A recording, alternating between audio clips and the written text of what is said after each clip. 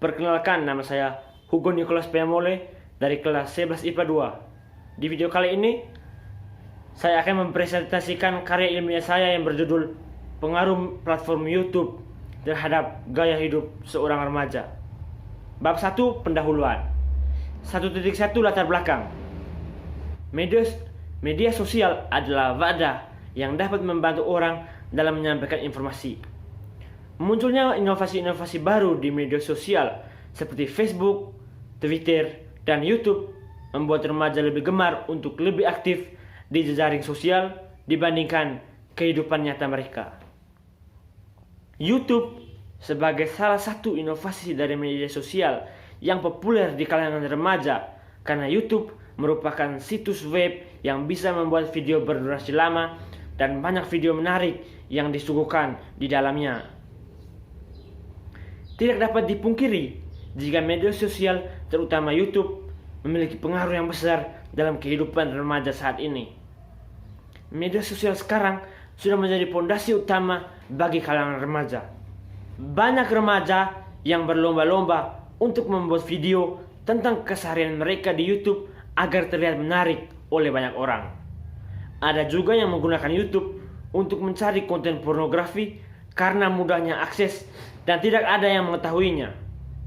Hal inilah yang membuat YouTube mampu mempengaruhi gaya hidup seorang remaja yang sering menggunakannya. 1.2 Rumusan masalah. Yang pertama, bagaimana pengaruh platform YouTube terhadap gaya hidup seorang remaja. Yang kedua, apa peran orang tua dalam mengatasi anak yang terpengaruh konten di YouTube. Yang ketiga, bagaimana cara seorang remaja mengatasi ketergantungannya dalam menggunakan platform YouTube. 1.3 Tujuan penelitian. Yang pertama, mengetahui pengaruh platform YouTube terhadap gaya hidup seorang remaja. Yang kedua, mengetahui peran orang tua dalam mengatasi anak yang terpengaruh konten di YouTube. Yang ketiga, mengetahui cara seorang remaja mengatasi ketergantungannya dalam menggunakan platform YouTube. 1.4 Manfaat penulisan. Manfaatnya ialah agar pembaca dapat mengetahui pengaruh platform YouTube terhadap gaya hidup seorang remaja dan peran orang tua dalam mengatasi anak yang terpengaruh konten di YouTube, serta cara seorang remaja mengatasi ketergantungannya dalam menggunakan platform YouTube. 1.5 Sistematika penulisan. Bab pertama, pendahuluan, menguraikan tentang latar belakang, rumusan masalah, serta tujuan dan manfaat penulisan karya tulis ini. Bab kedua, menguraikan kajian teori dan konsep-konsep yang relevan dengan permasalahan yang dikaji. Bab ketiga, dalam karya tulis ini akan menyajikan tentang metode penelitian yang akan digunakan. Bab keempat, menguraikan hasil kajian dari masalah yang akan dibahas. Dan bab kelima adalah bagian akhir yang berisi bab penutup dan penulisan karya ini berupa kesimpulan dan saran. Bab 2, kajian teori. 2.1 Gaya hidup. Gaya hidup adalah bagian dari kebutuhan sekunder manusia yang bisa berubah bergantung zaman atau keinginan seseorang untuk mengubah gaya hidupnya. Gaya hidup bisa dilihat dari cara berpakaian, kebiasaan, dan lain-lain. Gaya hidup bisa dinilai relatif tergantung penilaian dari orang lain. Gaya hidup berkaitan erat dengan perkembangan zaman dan teknologi. 2.2 YouTube. YouTube adalah sebuah situs web berbagi video yang dibuat oleh 3 mantan karyawan PayPal pada Februari 2005. Situs web ini memungkinkan pengguna mengunggah, menonton, dan berbagi video. Rasanya, di era milenium ini, hampir semua orang sudah mengenal YouTube. YouTube juga membawa pengaruh yang signifikan terhadap gaya hidup seorang remaja yang biasa menggunakannya. Ada pengaruh positif, tetapi YouTube juga tidak luput dari pengaruh negatif. Dampak positif yang dihasilkan ialah seorang anak atau remaja secara tidak langsung menggunakan gadget secara dasar dan mengenal kosakata baru lewat nonton video. Sedangkan dampak negatif yang muncul ialah dampak psikologi. anak-anak akan sibuk dengan smartphone mereka dan tidak berinteraksi dengan orang lain, menjadi lebih malas melakukan hal lain, prestasi menurun di sekolah, susah konsentrasi, atau bahkan menemukan masalah moral. Oke, bab 3, metodologi penelitian. 3.1, pendekatan penelitian. Dalam penelitian ini menggunakan pendekatan kualitatif, yaitu suatu proses penelitian dan pemahaman yang berdasarkan pada metodologi yang menyelidiki suatu fenomena sosial dan masalah manusia. Dalam penelitian ini, peneliti adalah instrumen kunci.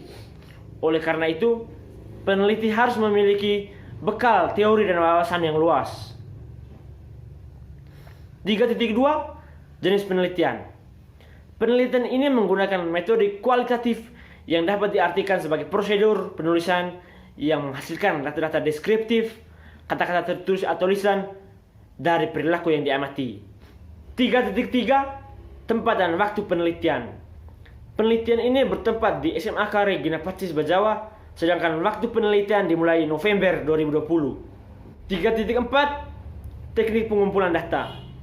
Teknik pengumpulan data yang digunakan untuk menyusun penelitian ini adalah dengan metode wawancara. Bab 4, hasil penelitian dan pembahasan. 4.1, hasil penelitian. Berdasarkan yang telah dilakukan melalui proses wawancara, maka hasil penelitian tentang dampak yang dihasilkan dari menonton YouTube adalah sebagai berikut. 1. Dampak positif. Yang pertama, anak secara tidak langsung belajar menggunakan gadget secara dasar. Lewat nonton YouTube, anak diharapkan sudah melekat dengan teknologi sejak usia dini, sehingga tidak asing dengan teknologi baru yang muncul setelahnya, seperti WhatsApp, Facebook, dan lainnya. 2. Dampak negatif. Yang pertama, obesitas. Obesitas bisa terjadi ketika seseorang nonton YouTube sambil terus makan dan kurang bergerak aktif. Yang kedua, mengabaikan tugas sekolah karena keasikan nonton YouTube. 4.2, pembahasan. 1. Pengaruh YouTube terhadap gaya hidup seorang remaja. Meskipun video-video di YouTube mencakup banyak topik yang seharusnya dimanfaatkan oleh anak-anak untuk belajar dan menambah wawasan, anak-anak malah mencari hiburan atau menonton film yang mereka sukai. Selain vlog, ada pula konten yang biasa dibuat oleh para YouTubers yang kurang pantas jika ditonton oleh anak-anak. Misalkan, konten-konten yang berisi adegan berbahaya dan berisi kata-kata kotor. Maka, orang tua harus memperhatikan penggunaan media sosial tersebut. Peran orang tua sangat penting dalam mengontrol tayangan yang ditonton oleh anak-anaknya. Orang tua perlu mendampingi anak-anak saat nonton, memberikan pemahaman tentang suatu tayangan yang sedang disaksikan. 2. Cara mengatasi ketergantungan menggunakan YouTube. 1. Arahkan keinginan untuk bersenang-senang. Yang kedua, temukan hobi lain yang dapat mengalihkan perhatian dari YouTube. Bab 5, kesimpulan. YouTube adalah media yang digunakan untuk mengunggah dan menonton video. Penggunaan YouTube secara terus-menerus dapat membawa pengaruh terhadap gaya hidup penggunanya.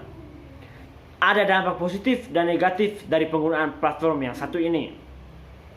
Jika digunakan hingga lupa waktu, dapat membawa dampak yang buruk. Seseorang akan lebih malas dalam melakukan hal lain dan kurang berinteraksi dengan orang lain di dekatnya. Maka, peran orang tua sangat dibutuhkan dalam mengontrol tayangan yang ditonton oleh anak-anaknya. Hal ini perlu karena bisa sekaligus untuk membangun sarana komunikasi dengan anak.